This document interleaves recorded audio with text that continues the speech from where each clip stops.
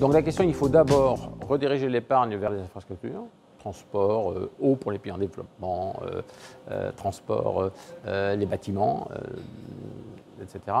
Mais simplement là, le faire avec des options bas carbone. Et c'est ça toute l'idée. Alors il y a un chiffre que je cite toujours. Il y a 150 millions de millionnaires dans le monde. Ceux-là détiennent un peu moins de la moitié de l'épargne mondiale. Il faudrait que ces gens-là, on leur offre des occasions de placer leur argent dans des infrastructures bas carbone. Il suffit pour ça de 10% de réorientation. Le chiffre est faible, c'est plus difficile à faire.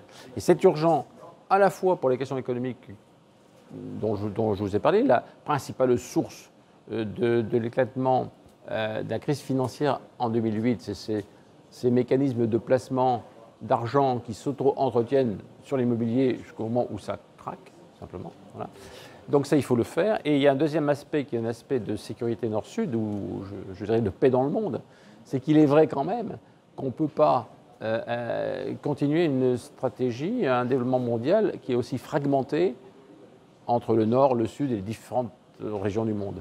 Et donc là, il est évident que ça se joue sur cette réorientation de l'épargne dans les pays en développement, entre autres, hein, parce que c'est quand même là que vont se passer 2/3 des investissements bas carbone dont nous avons besoin sur le siècle qui vient. Et c'est normal quand on regarde une carte du monde.